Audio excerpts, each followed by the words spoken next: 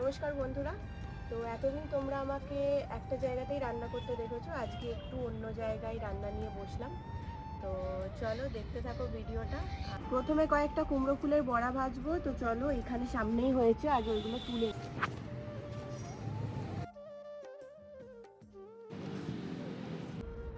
ফুলগুলো সকালে হয়েছে বলে অনেকটা ইয়ে হয়ে গেছে। উনুনটা এখানে ধরিয়ে নিয়েছি জন্য এখানে আমি নিয়ে নিয়েছি বেসন, এখানে চালের গুঁড়ি, আর এখানে নিয়েছি কালো জিরে। তো এটাকে এখন মেখে নেবো। নুন দিয়ে দিচ্ছি একটু, হলুদ গুঁড়ো, আর একদম সামান্য দিচ্ছি একটু লঙ্কা গুঁড়ো। কড়াই এখানে আগে তেল দিয়ে দিচ্ছি একটু।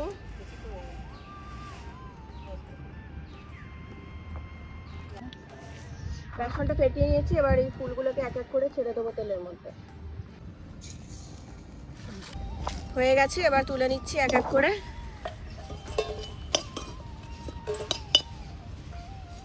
এখান থেকে দুটো কচি কচি পুঁই পাতা তুলে নিই, পুঁই পাতার বড়া করব।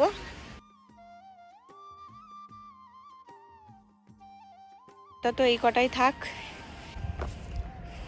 এই যে দাঁড়িয়ে দাঁড়িয়ে খাচ্ছে ভাজা হওয়ার সাথে সাথেই। কেমন লাগছে, কেমন গরম লেগেছে। কুমড়ো ফুলের বড়াগুলো তো এখানে ভেজে নিলাম। এবারে এই যে পুঁই পাতাগুলো যে তুললাম, এইগুলোর একটু বড়া করে নেব। কিছুই না, শুধু বেসনে ডুবিয়ে তেলে ছেড়ে দেবো। এটাই খেতে খুব মুচমুচে হয়, চালের গুঁড়ি দেওয়া আছে তো।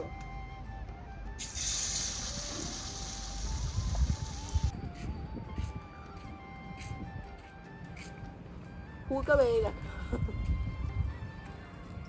কেমন আছে? চালের গুঁড়িটা পড়েছে না,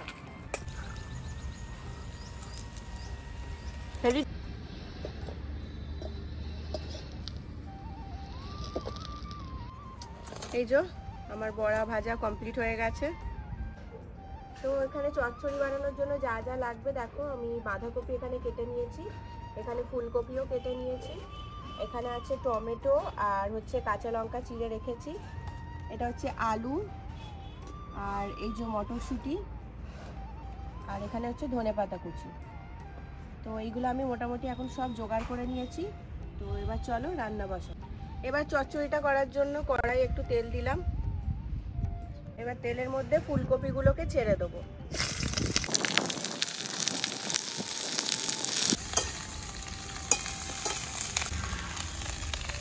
একটু নুন দিয়ে দেবো,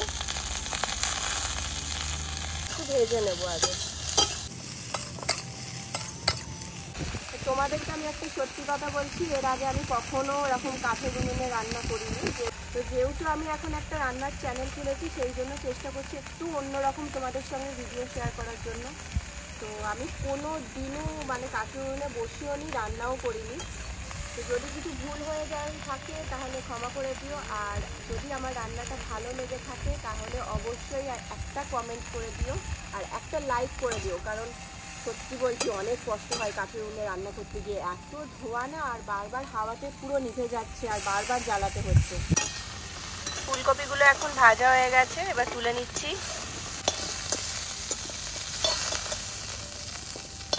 এবার কড়াইয়ের মধ্যে একটু তেল দিলাম, গরম হয়ে গেছে। এবার দিয়ে দিচ্ছি তেজপাতা ফোড়ন, শুকনো লঙ্কা আর জিরে। এবার আলুগুলো দিয়ে দেবো এক এক করে।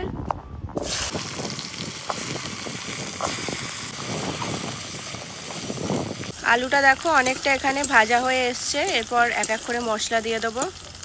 প্রথমেই দিলাম হচ্ছে নুন, এবার দেবো হলুদ গুঁড়ো, লঙ্কা গুঁড়ো, এবার দেবো হচ্ছে ধনে গুঁড়ো, আর দিয়ে দেবো হচ্ছে জিরে গুঁড়ো। তারপর দিয়ে দিলাম হচ্ছে একটু আদা বাটা, হালকা একটু জল দিয়ে কষিয়ে নিচ্ছি এখানে। এবারে টমেটো আর কাঁচা লঙ্কাগুলোকে দিয়ে দেবো, অল্প করে একটু কড়াইশুঁটিও দিয়ে দিলাম। এবারে সমস্ত মশলাগুলোকে ভালো করে কষিয়ে নেবো যতক্ষণ না এটা থেকে তেল বেরোচ্ছে। তো মশলাটা আমার এখন কষানো হয়ে গেছে, দেখো টমেটোগুলো একদম গলে গেছে। এরপর আমি এর মধ্যে বাঁধাকপিটা দিয়ে দেবো। ফুলকপি আর বাঁধাকপি মিক্সড করে এই সবজিটা তোমরা কে কে খেয়েছো অবশ্যই কমেন্ট করে জানাবে। এটা তো আমার অনেক পছন্দের একটা সবজি, শুধু বাঁধাকপি শুধু ফুলকপি তো খাই, কিন্তু বাঁধাকপি আর ফুলকপি মিক্সড করে এই সবজিটা খুব সুন্দর খেতে হয়। চাপা দিয়ে দিলাম, হতে থাকুক। এখন হয়ে গেলে তারপর ফুলকপিগুলো দিয়ে দেবো।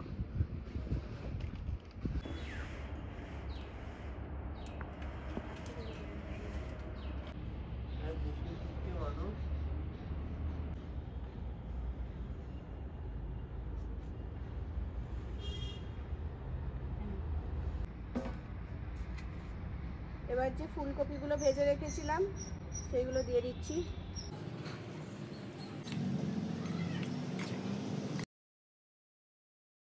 মধ্যে আমি আর কোনো জল অ্যাড করছি না, কারণ বাঁধাকপি থেকে এমনিই অনেক জল বেরোয়। এই জলেতেই রান্না করে নেবো পুরোটা। তরকারিটা আমাদের অনেকটাই এখন রেডি হয়ে গেছে। এবার শুধু একটু ওপর থেকে ধনেপাতাটা ছড়িয়ে চাপা দিয়ে রাখবো আর একটু মজার জন্য। ধনেপাতাটা দিয়ে দিলাম, এবার একটু নাড়িয়ে নিয়ে চাপা দিয়ে রাখবো। তো একদম শুকনো হয়ে গেছে, দেখো একটুও জল দিইনি। কপি থেকে যে জলটা বেরিয়েছে সেই জলেতেই রান্না করলাম। এবার আমি এটাকে নামিয়ে নেব।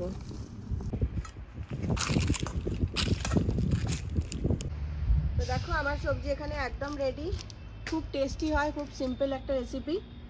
তো তোমাদের যদি আমার এই ভিডিওটা ভালো লেগে থাকে তাহলে অবশ্যই একটা লাইক আর ফলো করে আমার পাশে থেকো।